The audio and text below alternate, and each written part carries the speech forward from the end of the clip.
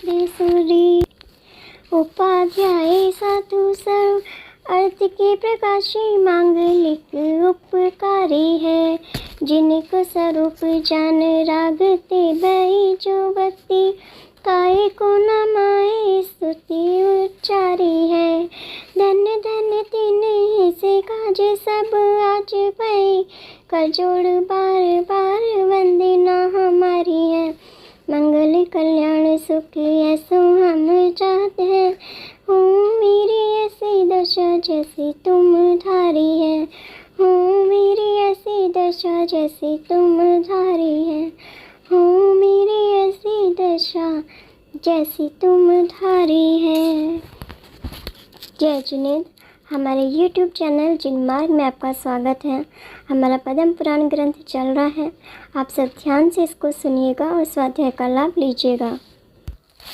कोई अंत समय में संन्यास हार नमोकार मंत्र का उच्चारण कर स्वर्ग को प्राप्त किया। कोई मरता मरता भी प्रतिपक्षी को मारकर स्वयं मरा। कोई परम क्षत्रिय धर्मज्ञ शत्रु को मूर्छित देख स्वयं पंखे से हवा कर सचेत करता रहा। अनेक योद्धा मर गए, शेष शस्त्र कट गए, रथ चूर्ण हो गए, हाथियों की सूंड कट गई, घोड़े के पांव कट गए, पूंछ कट गई। खून के प्रवाह से सब तरफ पृथ्वी लाल हो गई। इतना युद्ध हुआ तो भी रावण को किंचित मात्र भी चिंता नहीं हुई। रण में कौतूहल है ऐसे सुभट सुमति नाम के सारथी को रावण ने कहा, हे सारथी, इस इंद्र के सन्मुख रथ चलाओ। सामान्य मनुष्य को मारने से क्या, यह तृण सामान्य मनुष्य, उन पर मेरा शस्त्र नहीं चले। मेरा मन महायोद्धाओं से युद्ध करने में तत्पर है। यह शूद्र मनुष्य अभिमान से लोगों द्वारा इंद्र कहलवाता है। आज उसे ही मारूं अथवा पकड़ूं। इसने पाखंड मचा रखा है, इसको तत्काल दूर करूं। देखो, इसका ढीठपना अपने आप को इंद्र मानता है और कल्पना से लोकपालों की स्थापना की है।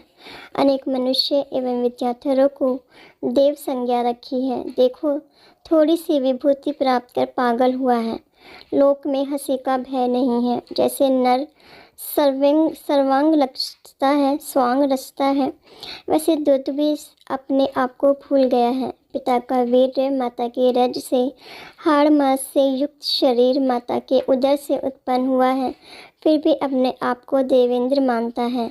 विद्या के बल से यह कल्पना की है, जैसे कौवा अपने आप को गरुड़ मानता है, ऐसे यह इंद्र कहलाता है।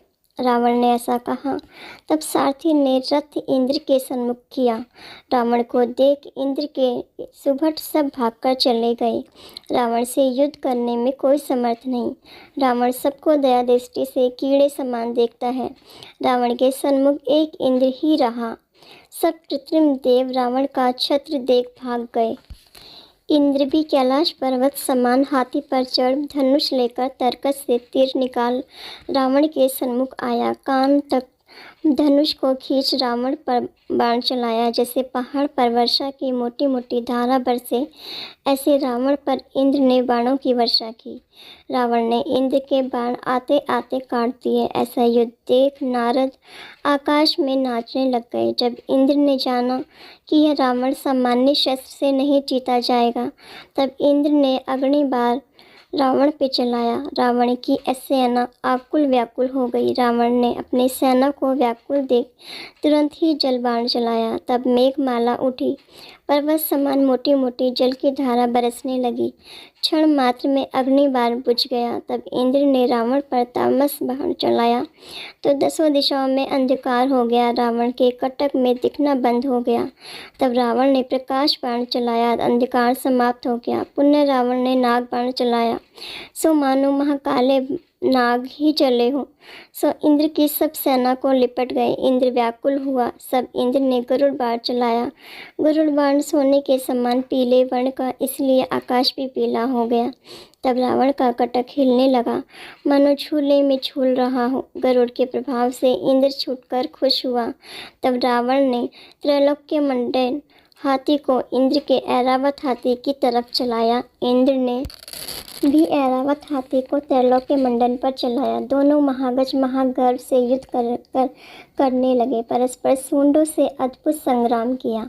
तब रावण ने उछलकर इंद्र के हाथी के मस्तक पर पैर रख अति शीघ्रता से गज के सारथी को पैरों से मारकर नीचे गिरा दिया और इंद्र को कपड़ों से बांध दिया और बहुत दिलासा देकर अपने हाथी पर ले आया। इंद्रजीत ने इंद्र के पुत्र जयंत को पकड़ा, अपने अपने सुबटों को सौंप दिया। इंद्रजीत स्वयं इंद्र के सुबटों पर दौड़ा। तब रावण ने मना किया, हे पुत्र, अब रण से निवृत्त हो, क्योंकि समस्त विचार्थ का स्वामी पकड़ा गया। अब सभी योद्धा अपने अपने स्थान पर जाओ, सुख से रहो। रण में जीत के बाजे बजे, ढोल नगाड़े शंख इत्यादि अनेक बाजों का शब्द हुआ। इंद्र को पकड़ा देख रावण की सेना हर्षित हुई। रावण लंका में चलने को तैयार हुआ। महासेना से मंडित राक्षसों के अधिपति रावण लंका के समीप आए। तब सभी बंधुजन एवं नगर के रक्षक तथा परिवारजन सभी दर्शन के अभिलाषी भेंट लेकर सन्मुख आए। सभी ने रावण की पूजा की और जो बड़े पुरुष घर में थे उनकी रावण ने पूजा की। रावण ने बड़ों को नमस्कार किया, अन्य सभी लोगों ने रावण को नमस्कार किया। किसी को रावण ने कृपा दृष्टि से, किसी को मंद मुस्कान से, किसी के वचनों से। रावण सबको प्रसन्न करते रहे। लंका तो सदा ही मनोहर है, परंतु रावण महाविजय कर आए हैं, इसलिए अधिक सजाई गई है। ऊंचे ऊंचे तोरण मंद मंद पवन से अनेक वर्ण की ध्वजाएं फैला रही है। सब ऋतु के फल फूलों से पूरित पृथ्वी शोभित है। राजमार्ग पंचवर्णों के रत्नों से रचे गए हैं। मांगलिक मंडल दरवाजों पर रचे गए हैं। पूर्ण कलश कमलों के पत्तों से ढके सुहागन महिलाएं लेकर खड़ी हुई है। जैसे देवों सहित इंद्र स्वर्ग में आते, वैसे विद्याधरों के स्वामी लंका में आए। रावण पुष्पक विमान में बैठ अनेक आभूषणों से युक्त महारूपवान उनको नगर के नर नारी देखते देखते तृप्त नहीं हुए। ऐसी मनोहर मूरत है। अनेक प्रकार के बाजों के शब्द एवं जय जयकार के शब्द गूंज रहे हैं। नृत्यकारिणियां नृत्य करती है इत्यादि हर्ष से रावण ने लंका में प्रवेश किया। महा उत्साह सहित लंका के लोगों को देख रावण अति प्रसन्न हुए। सेवकों को अति आनंद हुआ। महा उत्सव से रावण राजमहल में आए। देखो भव्य जीवों, रत्नपुर के धनी राजा इंद्र ने पूर्व पुण्य के उदय से समस्त शत्रु को जीतकर सब सामग्री से पूर्ण दोनों श्रेणी का राज बहुत वर्षों तक किया। इंद्र के समान विभूति को प्राप्त हुआ और जब पुण्य क्षीण हुआ तब संपूर्ण विभूति नष्ट हो गई। रावण इंद्र को पकड़कर लंका में ले गया। मनुष्य का सुख चंचल है, धिक्कार है ऐसे सुख को। देवों का भी विनाशिक सुख है, फिर भी आयु पर्यंत दूसरा रूप नहीं होता।